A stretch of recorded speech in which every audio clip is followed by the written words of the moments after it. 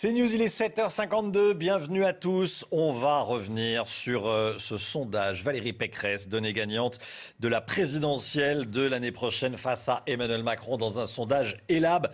Pour l'Express, la candidate des Républicains recueillerait 20% au premier tour. Elle se qualifierait pour le second. Et regardez, le second, 52% pour la candidate des Républicains, 48% pour le président de la République. On accueille William Tay. Bonjour, vous êtes président du think tank Le Millénaire. Et on est avec Eugénie Bastier et on est également avec Florian Tardif. Comment est-ce que vous expliquez ce bon score? Est-ce que vous l'aviez vu venir? Tiens, William. Ce qu'on sait, c'est qu'en fait, à chaque fois qu'un candidat est désigné à partir d'une primaire, il bénéficie d'une dynamique dans les sondages. C'est ce qui s'est passé pour Benoît Hamon après la primaire socialiste de janvier 2017, et c'est ce qui s'est passé pour François Fillon après la primaire de novembre 2016. En parallèle, François Fillon avait gagné 12 points après sa désignation comme candidat à la primaire. Alors maintenant, comment expliquer où Pécresse obtient les voix? En fait, elle obtient 4 points des électeurs de Fillon de 2017 qui étaient tentés par un vote entre Marine Le Pen et Éric Zemmour. Ça, c'est les 4 premiers points. Elle obtient entre 2 et 3 points de ceux qui étaient séduits par Emmanuel Macron, et après, le reste, c'est expliqué par l'abstention différencié des électeurs de Fillon qui se mobilisent davantage que les autres électeurs, et ce qui explique le différentiel, le gap, pour passer à 11 points. Alors maintenant, quels sont les ressorts en fait de cette montée, au-delà de l'explication des chiffres? La ressort, c'est parce que premièrement, elle renoue avec une ligne qui était filloniste, et donc du coup, ça lui permet à la fois de parler à l'électorat libéral qui était séduit par Emmanuel Macron et l'électorat régalien qui était séduit par Éric Zemmour et Marine Le Pen. Et enfin, deuxième point, c'est le fait que ce soit une femme qui soit désignée, donc ça apporte un effet nouveauté pour les électeurs de droite qui lui permet de donner cette dynamique. Et enfin, il faut parler de la question de la perspective. Est-ce que Valérie Pécresse peut continuer à monter, et qu'est-ce qui va se passer à travers ce sondage? Le premier point de perspective, c'est que désormais, on sait que la candidate la mieux placée pour battre et provoquer une alternance à Emmanuel Macron, c'est Valérie Pécresse. Et donc, par conséquent, une partie des électeurs d'Éric Zemmour et de Marine Le Pen peuvent conduire à voter Pécresse dans un vote utile par détestation d'Emmanuel Macron. C'est ce qui s'était passé pour les électeurs de Jean-Luc Mélenchon, qui avaient voté François Hollande en 2012 contre Nicolas Sarkozy.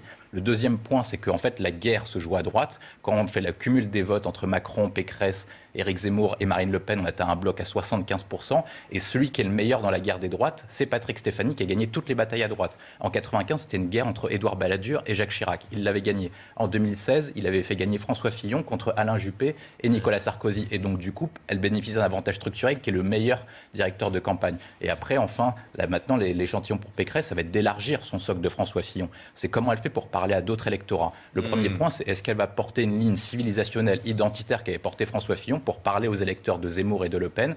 Et deuxième point, c'est est-ce qu'elle va élargir son électorat aux électorats intermédiaires et populaires en adressant deux messages, la question de la justice sociale, et deuxième point, la question de comment casser les corporatismes et les codes, parce une étude de l'OCDE avait montré qu'il fallait 6 générations pour qu'une famille pauvre atteigne le revenu moyen, et dans un contexte de gilet jaune, il faut absolument s'adresser à ces personnes-là. Elle est attendue là-dessus aussi, voilà. On l'entend sur le régalien. Elle prend un peu à tout le monde, si je vous suis, pour le moment. Et elle va être attendue sur l'économie et le social. Ça va être son point faible, le social, ou pas, Eugénie Bastier? Oui, alors c'est vrai qu'on se souvient que François Fillon avait commencé à baisser dans les sondages avant l'affaire des costumes et l'affaire du Canard enchaîné, parce qu'il avait montré un programme économique très austère, avec une suppression du nombre de fonctionnaires, une réduction des services publics, et ça avait déjà commencé à le faire baisser. La question, c'est est-ce que ce programme économique libéral de Valérie Pécresse va passer dans l'opinion? Après, on peut se dire qu'avec un ticket d'entrée au second tour à 15%, elle n'a pas besoin finalement d'aller séduire les classes populaires. Il suffit d'aller chercher le bloc élitaire chez Emmanuel Macron pour passer cette barrière du second tour. Mais ce sera intéressant de voir comment ce programme libéral va être réceptionné dans l'opinion après une crise du Covid qui a montré un déploiement de la puissance publique absolument invraisemblable, où il va être difficile de faire entendre, par exemple, l'idée d'une réduction du déficit, de la dette publique, qui sont des idées qui ne sont pas du tout dans l'air du temps. Est-ce qu'elle va réussir à faire passer cette pilule économique dans l'opinion, ou est-ce que ça va lui coûter, justement, dès que ce programme va être dévoilé, des points dans les sondages? C'est ce qu'on va suivre avec attention. Les bons sondages appellent les bons sondages. C'est-à-dire que là, tout le monde parle des bons sondages de Valérie Pécresse. Donc, on étudie. C'est-à-dire qu'il y a un petit tilt dans la tête des électeurs, des Français qui disent ah oui, tiens, j'avais pas pensé à Valérie Pécresse. Ah oui, mais alors donc, ça entraîne ça entraîne de bons sondages. Ça aspire vers le haut. On appelle la dynamique du cercle vertueux. Ouais. Forcément, il y a les sympathisants de droite qui vont commencer à s'intéresser à Valérie Pécresse, à son programme, à envisager, à étudier potentiellement la possibilité. Souhaiter voter Emmanuel Macron dans les derniers sondages, et qui pourrait voter. Ce qui est vrai, c'est qu'elle peut bénéficier du vote utile, et que Éric Zemmour est arrivé dans dans le jeu de Kim politique en disant finalement, moi, à la différence de Marine Le Pen, je peux battre Emmanuel Macron. On voit bien que cet argument-là n'est plus trop valable et c'est l'argument que peut reprendre Valérie Pécresse et donc elle peut dire finalement, vous pouvez voter Zemmour pour vous faire plaisir, mais vous pouvez voter pour moi pour virer Emmanuel Macron.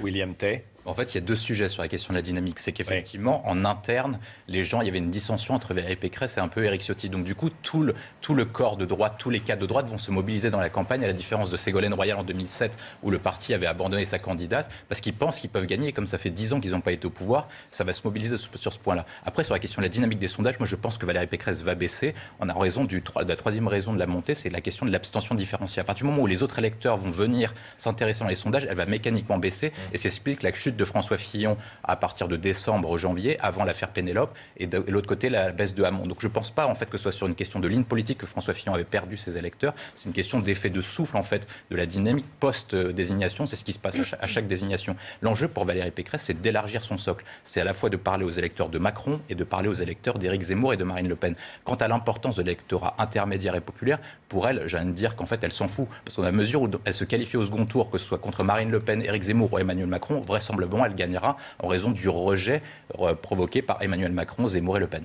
Merci beaucoup, William Tay. Merci d'être venu ce matin sur le plateau de la matinale. À bientôt. Bonne journée à vous, Eugénie Bastier, Florian Tardif. Vous restez avec nous. Florian, vous avez des informations sur la réaction des proches d'Emmanuel Macron. Tout de suite, le temps avec Alexandra Blanc.